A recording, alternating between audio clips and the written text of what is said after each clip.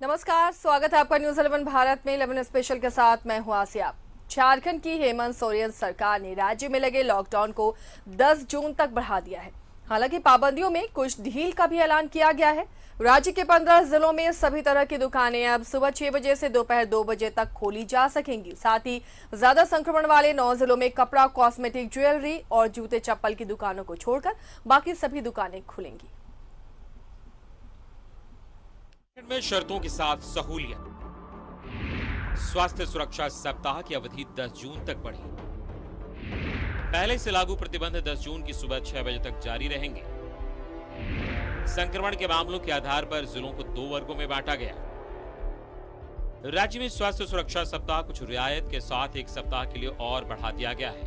अब पहले से लागू प्रतिबंध 3 जून की सुबह 6 बजे से 10 जून की सुबह 6 बजे तक जारी रहेंगे। मुख्यमंत्री हेमंत सोरेन की अध्यक्षता वाली आपदा प्रबंधन प्राधिकार समिति की बैठक में कोविड-19 संक्रमित मामलों की घटती संख्या को देखते हुए पाबंदियों में छूट देने का फैसला लिया गया। अगले एक सप्ताह यानी 10 जून तक संक्रमण के मामलों के आधार पर जिलों को 2 वर्गों में बांटा गया है। रांची, धनबाद, जमशेदपुर, बोकारो, हजारीबाग, रामगढ़, देवघर, गुमला और गढ़वा में संक्रमण के मामलों की अधिक संख्या को देखते हुए कपड़ा, जूता, गहना और कॉस्मेटिक की दुकानें को खोलने की अनुमति नहीं दी गई है। बाकी 15 जिलों में कपड़ा, जूता, गहना और कॉस्मेटिक्स की दुकानों को खोलने की अनुमति दी गई है। दिन के 2 बजे तक ही व्यापारिक प्रतिष्ठानों को खोलने की अनुमति प्रदान की गई है। रेस्तोरां, क्लब, बार और सैलून के अलावा गैर जरूरी सेवाओं पर पाबंदी अभी नहीं हटाई गई है। गैर जरूरी सेवाओं पर प्रतिबंध अगले आदेश तक लागू रहेगा। एक जिला के अंदर ई पास की बाध्यता समाप्त कर दी गई है। हालांकि एक जिला से दूसरे जिला और दूसरे राज्य जाने के लिए ई पास की व्यवस्था बरकरार रखी गई है। अंतर जिला या अंतर्राज्यीय बस सेवा भी फिलहाल शुरू नहीं करने का निर्णय लिया गया है। शादी, विवाह समेत अन्य सार्वजनिक समारोहों में 11 लोगों से अधिक को शामिल होने की अनुमति नहीं प्रदान की गई है। फिलहाल परिस्थितियों का आकलन करने के बाद राज्य के सभी 24 जिलों को 2 श्रेणियों में बांटकर स्वास्थ्य सुरक्षा सप्ताह के शर्तों के साथ कुछ रियायत देने का निर्णय लिया गया है। दरअसल सीएम हेमंत सोरेन ने राज्य की जनता से लॉकडाउन खत्म करने को लेकर सुझाव मांगे थे। इसके बाद स्वास्थ्य सुरक्षा सप्ताह बढ़ाने का निर्णय लिया गया। कोरोना के खिलाफ जंग में स्वास्थ्य सुरक्षा सप्ताह का असर है कि राज्य में संक्रमण की दर और कोरोना से होने वाली मौत की दर में लगातार गिरावट आ रही है। हालांकि अभी भी पूरी सतर्कता बरती जाएगी। Bureau report, news 11 Bharat.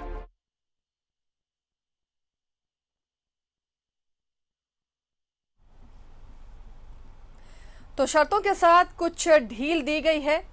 आपको हम तमाम सहयोगियों के पास चलेंगे और जानेंगे कि वहां पर किस किस तरह की ढील है। और कल से जो ये नई अनलॉक 1 हो रहा है, कई ऐसे ज़िले हैं जो 9 ज़िले, उनमें सख्तियां अभी भी रहेंगी। हालांकि कुछ चीज़ों में ढील ज़रूर दी गई है, लेकिन कुछ ऐसे ज़िले हैं जहां पर संक्रमण की दर कम है, वहां पर ज़्यादा ढील दी गई है। हालांकि 6 से 2 बजे तक ही तमाम दुकानें खुली रहेंगी।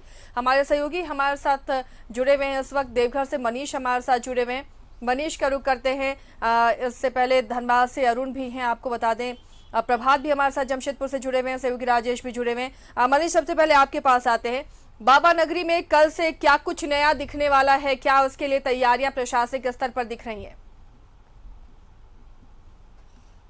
देखिए आसिया, चूंकि 9 जिलों में देवघर जिला भी आता है, वो 9 जिले हैं जिनके यहाँ कई पाबंदियां अभी भी लगे रहेंगी। खास करके कपड़ा, ज्वेलरी, जूता और कॉस्मेटिक, ये 4 श्रेणी है यहाँ की दुकानें बंद रहेंगी।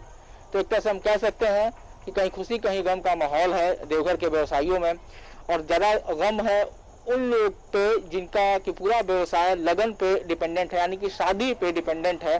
क्योंकि कई यहाँ पे शोरूम ऐसे हैं, क्योंकि देवघर जो केंद्र है वो देवघर सिर्फ देवघर के ही उपभोक्ताओं के लिए पूरा नहीं करता है यहाँ पर, बल्कि आसपास जो बिहार के जिले हैं वहाँ के भी लोग खरीदार यहाँ पहुँचते हैं जी। और पिछले साल भी आप देख सकते हैं कि पिछले साल भी कोरोना रहा, उसमें भी शादियों पर पाबंदियां लग गई। और अभी भी सरकार ने साफ कहा है कि 11 लोग ही शादी में शामिल हो सकते हैं। लेकिन विडम्बना ये है कि 11 शामिल हो या 100 शामिल हो, दुल्हा दुल्हन उन दोनों के माँ बाप जो भी शादी कराएंगे, चाहे चर्च में हो या मस्जिद में हो, मंदिर में, कहीं भी हो, किसी भी जगह हो, इतना तो कम से कम जरूर कपड़ा खरीदना होगा। लेकिन इसके बंद होने के कारण ये सभी लोग काफी परेशान है। सबसे ज्यादा नाराजगी है, व्यवसायी मायूस हैं। और मैं आपको बता दूं कि उन लोगों ने साफ न्यूज 11 भारत से कहा है कि 1 से 2 दिन के अंदर हम लोग उन तमाम 9 जिले, सिर्फ देवघर ही नहीं बल्कि तमाम 9 जिलों के कपड़ा व्यवसायी मिल करके एक रणनीति तैयार करेंगे और सरकार के खिलाफ सड़क पर उतरेंगे। पिछले बार भी कटोरा लेकर के ये लोग भीख मांगने लगे थे।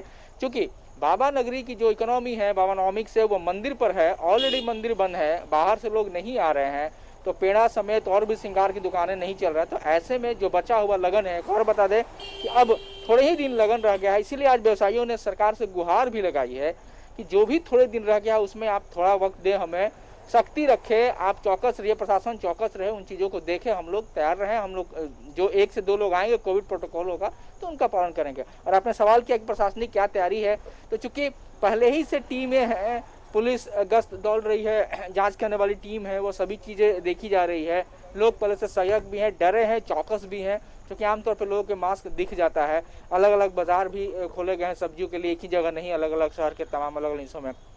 तो तैयारियां हैं, लोग भी सजग हैं, लेकिन सरकार कल से जो खोल रहा है और जिन चीज़ों पर पाबंदी लगाई है उससे जरूर मिला जुला असर है। लोग मायूस हैं, कहीं खुशी कहीं गम का माहौल है। आसिया, चलिए मनीष, लौटेंगे आपके पास। रांची से हमारे सहयोगी राजेश भी हमारे साथ जुड़े हुए हैं। राजेश, रांची भी उन जिलों में है जिनमें पाबंदियां भी फिलहाल लागू रहेंगी, लेकिन कुछ ढील भी है। सिर्फ कपड़ा, ज्वेलरी, कॉस्मेटिक्स, जूते चप्पल, ये दुकानें छोड़कर बाकी दुकानें खुलेंगी। नया सेशन शुरू हुआ था, कई ऐसे पेरेंट्स, गार्जियन जो कॉपी किताब नहीं ले पाए थे, भले ही ऑनलाइन क्लासेस हो रहे हो, लेकिन बच्चों को दिक्कतें हो रही थी। ये राहत होगी तो कल अचानक से भीड़ ना हो, इसे लेकर क्या तैयारियां राजधानी में नजर आ रही हैं? देखिए, काम तो पुलिस को ही करना है। पुलिस और प्रशासन के लोग जो हैं उन्हें पूरा सतर्क रहना है, क्योंकि भीड़ तो बढ़ेगी ही। और ई पास की भी जो ज़रूरत थी वो उसे भी ख़त्म कर दिया गया है अंडर डिस्ट्रिक्ट मूवमेंट में। तो ऐसे में प्रशासन पर बहुत कुछ दारोमदार निर्भर करता है। जैसे हाट बाज़ार है, वहाँ पर भीड़ पहले भी लगती रही थी, लेकिन थोड़ी दबिश बनाई जाती थी तो लोग डिस्पर्स होते थे। इस बार भी यही दिया गया है निर्देश जिला प्रशासन की ओर से, पुलिस और जो प्रखंड स्तर पर अधिकारी हैं उन्हें, कि कहीं पर वे हाट बाज़ार जो है उसमें कहीं गैदरिंग नहीं होनी चाहिए। मकसद एक ही है कि भीड़ भाड़ नहीं हो, संक्रमण नहीं फैले। जो दुकानें नहीं खुलेंगी, जैसे कपड़ा, ज्वेलरी, फुटवेयर की दुकानें जो हैं, इन सब की, कॉस्मेटिक्स की दुकानें नहीं खुलेंगी। आमतौर पे ये माना जाता है कि यहाँ पर ज़्यादा भीड़ होंगी, क्योंकि पर्व त्यौहार या लगन की वजह से यहाँ पर भीड़ भाड़ होंगी, तो वहाँ पर सोशल डिस्टेंसिंग की धज्जियाँ उड़ सकती है या उसका ख्याल नहीं रखा जा सकता है। और इसका ख्याल जब नहीं रखा जाएगा तो संक्रमण फिर से फैल सकता है। तो चूँकि ये सेंसिटिव इलाका है, 24 ज़िलों में से 9 को इस दायरे में रखा गया है कि यहाँ पर कुछ चीज़ों पर पाबंदियाँ रहेंगी, लेकिन पूरे प्रदेश में जो पाबंदियाँ हैं, बसें नहीं चलेंगी और अन्य तरह की जो पाबंदियाँ हैं, 2 बजे तक ही दुकानें खुली रहेंगी। ये कहीं न कहीं कंटेन करेगा इस संक्रमण को, चूँकि हमारे पास अच्छे ट्रेंड हैं। जो पिछले लगभग 15 दिनों से ट्रेंड है, ये है कि संक्रमण की दर घट रही है और मोर्टेलिटी रेट भी घट रही है, तो ये सुकून देने वाली स्थिति है। तो ऐसे में सरकार ने ये अनलॉक 1 के तहत ये निर्णय लिया है, लेकिन सरकार वॉचफुल है और पूरी तरह से आँख खोले हुए है कि आखिर 1 सप्ताह के बाद क्या परिणाम निकलता है, उस पर ऑब्जर्व करेगी। तो फिर 10 तारीख के बाद भी कुछ निर्णय लिया जा सकता है। अगर संक्रमण कंटेंट रहता है, यानी और घटता जाता है, तो फिर सरकार और छूट दे सकती है। और अगर ये सरकार का निर्णय थोड़ा लगता है कि उसे संक्रमण बढ़ रहा है इन सब छूट से, तो सरकार फिर कड़े फैसले ले सकती है। आसिया, प्रभात, लगन का मौसम है अभी और कुछ ही दिन बचे हैं, जैसा सहयोगी मनीष भी कह रहे थे कि व्यापारियों में काफ़ी मायूसी है, जेवर और कपड़े के जो व्यापारी हैं, क्योंकि यही वो सीज़न होता है जब वो अच्छे से कमा सकते हैं। सारे फेस्टिवल इसी तरह कोरोना में निकल गए। अब जो उम्मीदें थी कि 3 तारीख से अनलॉक होगा तो उन्हें राहत मिलेगी, वो उम्मीदें धरी की धरी रह गई हैं।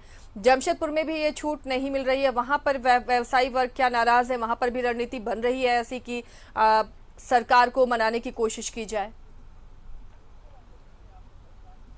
बिल्कुल आशय, देखिए आपने सही कहा कि पिछले दिनों जो झारखंड चैम्बर ऑफ कॉमर्स के सदस्यों ने राज्य के मुख्यमंत्री और आपदा प्रबंध मंत्री जो है बन्ना गुप्ता से मुलाकात करके अपनी राय रखी थी, ताकि ये जो लगन का सीजन है उसमें कहीं ना कहीं थोड़ी छूट दी जाए। जो कपड़े की दुकान है या जेवरात की दुकान है, उन लोगों ने अपनी बात रखी थी और उन लोगों को आशा भी थी कि हो सकता है कि राज्य सरकार 3 तारीख से जो नए गाइडलाइन आएगा उसमें ये छूट दी आ रही। जैसे व्यापारी वर्ग में ये भी कहा जा रहा था कि वो लोग का मांग था कि अगर हमें 3 दिन भी खोलने दिया जाएगा तो फिर भी चल जाएगा, लेकिन कहीं ना कहीं राज्य सरकार कोरोना को देखते हुए ये जो 9 जिले में पाबंदियां पूर्व की तरह ही लागू रखी है, तो कहीं ना कहीं जो व्यापारी वर्ग है उसमें थोड़ी मायूसी जरूर है, क्योंकि जितना फेस्टिवल था, सारा फेस्टिवल, चाहे वो हम ईद कहें या उससे पहले जो भी फेस्टिवल रहा, वो कपड़े की दुकान बंद रहे या फिर ज्वेलरी की दुकान बंद रहे या अन्य जो दुकानें बंद थी, वो कहीं ना कहीं मायूसी है। और उन लोगों का साफ कहना था कि इस लगन के समय में या फिर ईद जो पार हुआ उसमें हम लोगों ने बहुत भारी भरकम खरीदारी कर ली थी ताकि कपड़े की दुकान खुलेगी।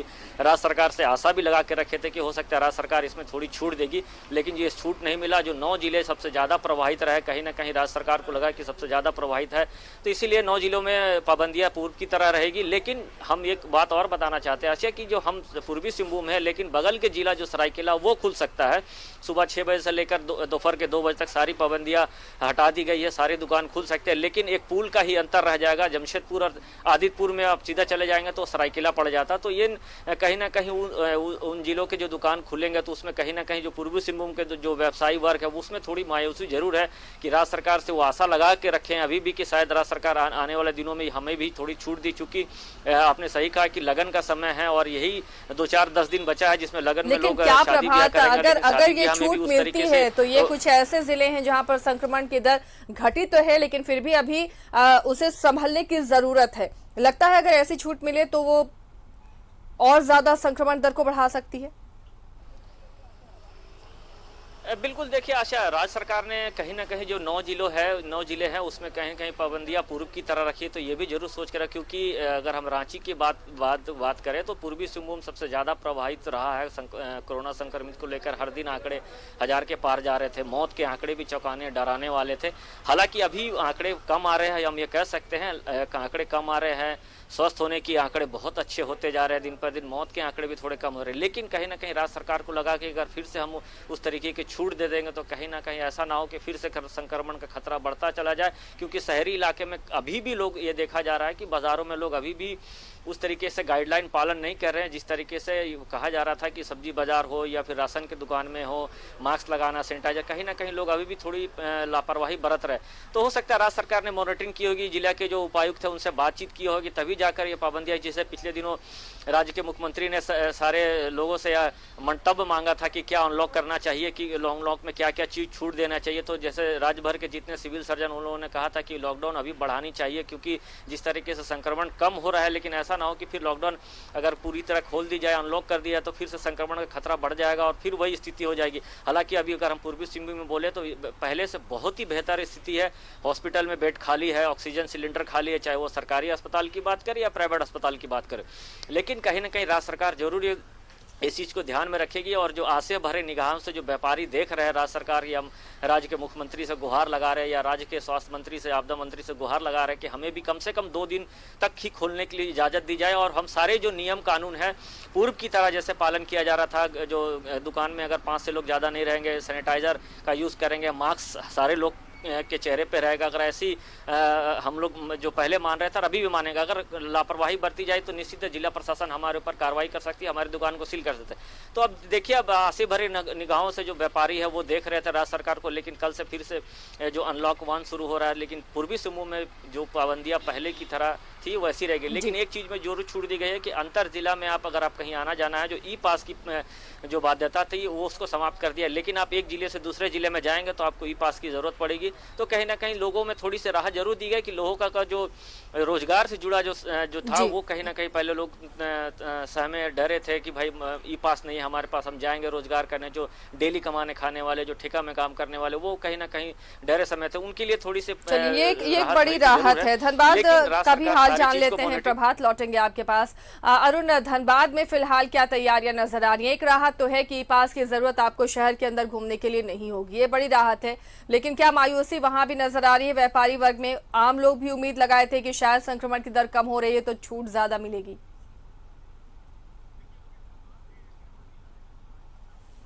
राज्य सरकार ने पाबंदियां जहां पर छूट नहीं दी है, हालांकि पूरे राज्य स्तर पे हो गया, इंटर डिस्ट्रिक्ट और इंटर डिस्ट्रिक्ट में ई पास की बाध्यता जो थी उसे खत्म कर दिया गया है। तो इससे सड़कों पे भीड़ देखिएगी, लेकिन जो सेक्टर जिसको अभी खोलने की अनुमति नहीं दी गई है, जिसमें कपड़ा का व्यवसाय, जूता चप्पल, सोना चांदी, कॉस्मेटिक, इनको जो परमिशन नहीं है, तो इनके व्यवसायियों में, इनके इस क्षेत्र के व्यवसायियों में निश्चित रूप से मायूसी तो छाई ही।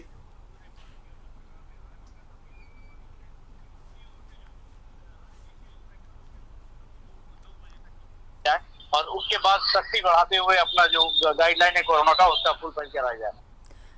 अरुण, कुछ तकनीकी खराबी है, शायद आपसे संपर्क नहीं हो पा रहा है। मनीष के पास चलेंगे। मनीष, आपने कहा व्यापारी वर्ग मायूस है, लेकिन इस बार कोरोना ने जो विकराल रूप दिखाया मनीष, उससे काफी ज्यादा लोग डर गए थे, सहम गए थे। लोग ही खुद ये मांग कर रहे थे, व्यापारी वर्ग ही खुद ये मांग कर रहा था कि फिलहाल लॉकडाउन लगा दिया जाए। ऐसे में क्या कुछ दिन और इंतजार जो अब करना पड़ेगा नए अनलॉक के लिए इन जिलों को, क्या वहां के लोग तैयार हैं? सबसे बड़ी बात है कि जब भी सरकार ने पाबंदियां लगाई, जब भी सरकार ने लॉकडाउन किया, चाहे उसका रूप जो भी हो, व्यापारी वर्ग ने हमेशा सहयोग किया, इससे हम इनकार नहीं कर सकते हैं। देवघर के भी व्यापारी सहयोग किया, सभी लोगों ने सहयोग किया। मंदिर बंद है, उसके बाद भी लोग कर रहे हैं। दूसरी तरफ परेशानी उनकी ये है कि इस दौरान उनसे जो टैक्स लिए जाते हैं उसमें कहीं कोई छूट नहीं मिली है, चाहे वो होल्डिंग टैक्स हो, चाहे वो कमर्शियल जो टैक्सेस होते हैं निगम के वो हो, तो उनकी कहीं माफ़ी नहीं की गई। ये सबसे बड़ी बात है, क्योंकि जो खर्च है वो उन्हें देना पड़ता है। दूसरी सबसे बड़ी बात है कि ये वक्त का ही कह सकते हैं कि यह स्थिति ऐसी बनी है कि हम तब कोरोना से ग्रसित है जब लगन का समय होता है, और ऐसे व्यवसायिक कपड़ों में भी कुछ ऐसे ब्रांड्स होते हैं जो मॉल्स खोल करके रखे हुए हैं, या आप कह सकते हैं आउटलेट, जिसको बड़े बड़े आउटलेट बनाते हैं, उनका कैपिटल इंटेंसिव होता है। उनकी परेशानी यही है कि शायद ये अगले 10 दिन अगर मिल जाता है मौका तो निश्चित तौर पर वो गए। सबसे बड़ी बात आपको हम बता दें कि ये सच है कि 11 आदमी शादी में शिरकत करे या फिर 100 आदमी करे, दुल्हा दुल्हन और उनके इमीडिएट जो होते हैं जो शादी में, उनकी तो कपड़े की जरूरत है। आज भी कपड़े मिल रहे हैं, लेकिन चोरी छिपे बेचे जा रही है। लोग जाते हैं, उपभोक्ताएं खरीदने के लिए जाते हैं तो उनको चॉइस नहीं होता है, उनके 2 से 4 दिखाए जाते हैं, छुप करके शटर गिरा करके दिखाए जाते हैं, इन्हीं में से आप लीजिए, काम चलाइए। तो ये स्थिति है। जब ये स्थिति है ही तो फिर क्यों नहीं वहां पे थोड़ी सख्ती दे करके, थोड़ी शर्तें लगा करके, थोड़ी चौकस करके उनको दिया जाए मौका 10 दिन का। वो सारे लोग शर्तें, और सबसे बड़ी बात यह है आसिया कि आम लोग इस बार बहुत डरे हुए हैं और सहमे हुए हैं, और साथ ही साथ चौकस भी हैं। बेवजह कोई कहीं नहीं जा रहा है, ये अलग बात है। कुछ लोग सिरफिरे होते हैं जो निकल जा रहे हैं, लेकिन जो आम लोग हैं, जो सतर्क हैं, सभी लोग चौकस हैं। ऐसे में मुझे लगता है कि सरकार को एक बार कम से कम इन 4, चूंकि अब समय वक्त उनके पास नहीं है, अब सीधे इसके बाद उन्हें जुलाई में ही मौका मिलेगा। जुलाई के बाद जो थोड़े दिनों के लिए लगन होगी उसमें ये मौका मिलेगा। और पिछले 1 साल भी यही चीज रहा, तो निश्चित तौर पे एक बार सरकार को संज्ञान लेना चाहिए और थोड़ी सी ढील देकर के समय आप कम कीजिए। आप चौकस रहिए। ये जो जिला प्रशासन के जो लोग हैं जो घूमते हैं सिविल ड्रेस में घूमे, देखिए जहाँ 1 से 2 लोग ज्यादा भीड़ है वहाँ उनके खिलाफ जुर्माना करें, निश्चित तौर पर ये लागू हो सकता है। और सच ये है कि आप देख सकते हैं कि लगातार मई के महीने में अब ऑक्सीजन का इस्तेमाल कम हो गया है, मरीजों की संख्या कम हो गई, और दूसरी तरफ आपके ऑक्सीजन बेड भी बढ़ गए, सुविधाएं बढ़ गई हैं। तो निश्चित तौर पे अब आज के डेट में देवघर में सिर्फ 378 केसेस संक्रमित है। तो ऐसे में ये निर्णय लिया जा सकता है। मनीष, लगता है आपको कि थोड़ा रिस्क लेना चाहिए, तब थोड़ी सख्ती के साथ कम से कम इन दुकानों को खोलना चाहिए ताकि जीवन जीविका दोनों चले। अरुण जुड़ चुके हैं हमारे साथ एक बार फिर से। अरुण, आप बताएं किस तरह की वहां पर तैयारियां, कोयलांचल में क्या रिएक्शंस आ रहे हैं अब? देखिए आसिया, मैं जैसे बता रहा था, जो राज्य सरकार के इस कहें तो एक पहल है अनलॉक की, जिसके तहत पूरे राज्य में जहां पर लोगों को ये छूट दे दी गई है कि अब ई पास की जरूरत राज्य से बाहर जाने के लिए जरूरी है, तो वैसी स्थिति में सड़कों पे भीड़ बढ़ेगी। लेकिन धनबाद के व्यापारियों ने इस बात को लेकर काफी उम्मीद बना रखी थी कि सरकार अब जो कपड़े की दुकानें हैं, जूते चप्पल की दुकान है, सोना चांदी की दुकान है, बहुत लंबा समय से बंद पड़ा हुआ है, जिससे उनके समक्ष परेशानी उत्पन्न होने लगी है। उन्हें अपने स्टाफ जो उनके साथ डायरेक्ट इनडायरेक्ट रूप से जो सैकड़ों लोग जुड़े हुए हैं उनके साथ परेशानी होने लगी है। तो वैसी स्थिति में जो कुछ राहत की उम्मीद लोगों ने बांध रखी थी, लेकिन जब सरकार ने कल देर शाम जब नई गाइडलाइन जारी की है, जिसके तहत धनबाद को भी उस जिले में रखा है, जिसमें से ये जो दुकानें हैं, ये सेक्टर की दुकानों को नहीं खोलने की अनुमति दी गई है।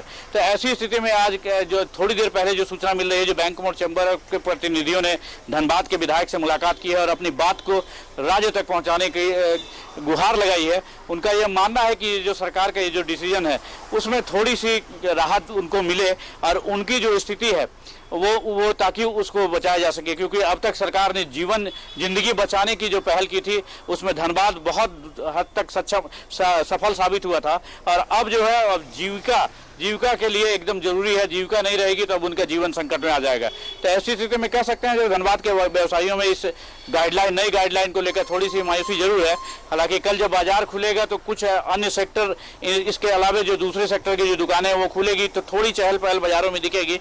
लेकिन इन कपड़ा व्यवसायी जो जैसा अभी जमशेदपुर के सुन रहा था मैं भी उनसे, जो लगन को गिनती के कुछ दिन रह गए हैं और वैसी स्थिति में कपड़े वालों को, कपड़े के व्यवसायियों को और सोने चांदी व्यवसायियों को खासी उम्मीद रहती है, क्योंकि पूरा साल चला गया इसी में। तो ऐसी स्थिति में भी जब उनको मौका नहीं मिलेगा तो उनके समक्ष निश्चित रूप से परेशानी उत्पन्न होगी। जी राजेश, व्यापारी वर्ग थोड़ा मायूस है इस फैसले से। राजधानी में भी चैम्बर ने कहा था कि तमाम वो कोविड नियमों के साथ दुकानें खोलेंगे और उसके लिए सरकार अब अनुमति दे चुकी। संक्रमण की दर कम हो रही है, जब संक्रमण बढ़ रहा था यहाँ के दुकानदारों ने खुद से पहल की थी और मार्केट बंद किया था। क्या यहाँ से भी कुछ ऐसी खबरें हैं, जैसा मनीष बता रहे हैं, अरुण बता रहे हैं कि चैम्बर थोड़ा नाराज है और सरकार से वो गुहार अब लगा रहा है कि उन्हें रियायत दी जाए?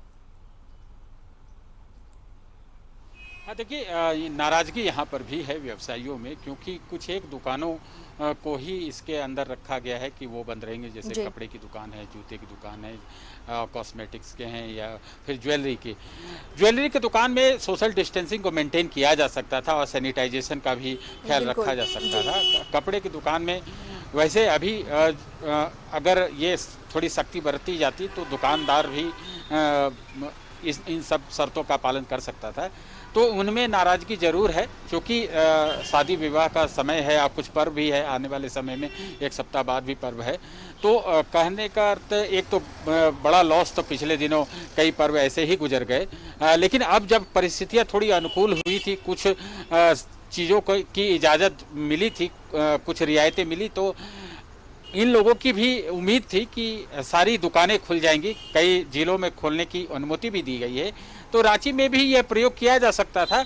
हाँ, लेकिन अब सरकार है, सरकार के पास क्या फीडबैक है उसके हिसाब से सरकार निर्णय लेती है। लेकिन देखिए क्या है ना कि अगर लगन है, किसी के घर विवाह है, तो वो दूसरे जिले में जहाँ पर सारी दुकानें खुल रही हैं कपड़े की, ज्वेलरी की, वहाँ जाकर भी खरीदारी कर सकते थे। एक परेशानी जरूर हुई है, लेकिन भीड़ वहाँ भी बढ़ सकती है। ये लोगों के पास एक विकल्प है। लेकिन यहाँ के जो व्यवसायी हैं वो इस बात से नाराज़ हैं कि जब सभी जगहों के लिए इतनी छूट दी गई थी तो यहाँ भी मिलनी ही चाहिए थी। तो इससे उनका थोड़ा कारोबार चल पड़ता और संक्रमण पर सरकार का जो निर्णय होता है तो उसे व्यवसायी वर्ग मानता ही है। और आप देखें कि आरंभ में व्यवसायी वर्ग ने स्वतः बंद करने का, लॉकडाउन का निर्णय भी लिया था। तो यह वर्ग भी सजग है, लेकिन अपनी जो शिकायतें हैं या उनका जो दर्द है अपनी जगह है, लेकिन सरकार सब लोगों का ध्यान रख के ही कोई निर्णय लेती है। आसिया, प्रभात, कुछ दुकानों को छोड़कर बाकी दुकानें खुली रहेंगी 2 बजे तक ही। इसे देखते हुए क्या तैयारियां हैं, क्या कुछ और दिशा निर्देश वहाँ स्थानीय प्रशासन ने दिए हैं, किस तरह वहां पर ग्राहकों को मैनेज करना होगा, दुकानदारों को मैनेज करना होगा?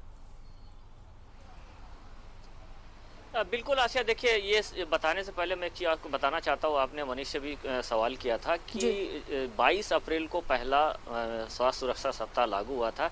उससे पहले जमशेदपुर चैम्बर ऑफ कॉमर्स के जो अध्यक्ष है उन्होंने राज्य सरकार से मांग की थी कि पूर्णतः लॉकडाउन लगाया जाए, ताकि जो संक्रमण का दर बढ़ रहा है वो रोका जा सके, उससे हम बाहर निकल सके। लेकिन जब अब ये लंबे समय तक बीत गया तो कहीं ना कहीं चैम्बर थोड़ी सी मायूस जरूर है, क्योंकि कई ऐसे दुकान है, जैसे सोने चांदी की दुकान में कई ऐसे लोग हैं जो उस दुकान में काम करते हैं, कहीं ना कहीं उसका भी रोजगार उससे जुड़ा हुआ है, क्योंकि दुकानें बंद है तो उसके जो सैलरी है वो कहीं ना कहीं कटौती करके मिल रही है। और अन्य जो जूते चप्पल की दुकान है, ये सारी दिक्कतें सामना करना पड़ रहा है। जो व्यापारी वर्ग है कहीं ना कहीं मायूस है। आपने कहा कि जो कल से जो अनलॉक 1 हो रहा है, हालांकि इस जिले में नहीं हो रही है, लेकिन इससे पहले आज जमशेदपुर के जो उपायुक्त है उन्होंने बैठक की और कल से जो अनलॉक हो रहा है उसमें जो ई पासेस की बाध्यता खत्म की जा रही है, तो उसमें उसको लेकर कैसे लोगों को रोका जा सके, लोगों को कैसे बाजारों में या फिर सब्जी बाजारों में जो पहुंच रहे वो भीड़ कैसे रोका जा सके, क्योंकि पहले ई पास थी तो लोग थोड़े सहमे थे और जिनके पास ई पास नहीं थे वो नहीं निकलते, लेकिन अब कल से ई पास की बाध्यता खत्म कर दी गई तो थोड़े से लोग जो ऐसी घूमने वाले वो थोड़ा निकलेंगे। लेकिन उसको लेकर जो चेक पोस्ट जो बनाए गए थे आसिया, वो निरंतर कारगर रहेगा, वैसी काम करेगा जैसे लोगों की पूछताछ करेगी। अगर बहुत ज़रूरी है तो आप जाएं बाजार में, अगर बहुत ज़रूरी सामान लेना है तो जाए और मास्क लगा कर रखें। ये सारी चीज़ें जारी रहेगी, क्योंकि मास्क को लेकर अभी भी जिले में फाइन किया जा रहा है और जो सामाजिक दूरी का पालन नहीं कर रहा है या उसके जो एसओपी है राज्य सरकार का उसका गाइडलाइन का पालन नहीं कर रहा है, उसके ऊपर कार्रवाई भी की जा रही है। हर दिन 70 से 80 हज़ार रुपये की फाइन यहाँ से अगर पूर्वी सिंहभूम से सरकार को जा रहा है तो समझा जा सकता है सरकार अपनी तरीके से तो सभी जो कवायद है वो कर रही है। लेकिन अभी भी जो संक्रमण का दर है घटा तो जरूर है, लेकिन अभी भी अगर हम 15 दिनों तक अगर अपने आप को हम रोक लिए, अपने आप को अगर हम सच ये कर लिए, तो निश्चित है आने वाले दिनों में हम ये कहेंगे कि पूर्वी सिंहभूम जिला जो है संक्रमित मुक्त हो गया। और लोगों को अभी भी थोड़ी समझदारी दिखाने की जरूरत है। जो सब्जी बाजार है या राशन की दुकान है, देखिए इन बाजारों में सबसे ज्यादा भीड़ होती है आज से। जो अन्य की दुकान जैसे जूता चप्पल की हो या फिर टीवी की दुकान हो या फिर ज्वेलरी की दुकान, इन दुकानों में उतना भीड़ नहीं होता जितना आपको राशन की दुकान और सब्जी मंडियों में नजर आता है।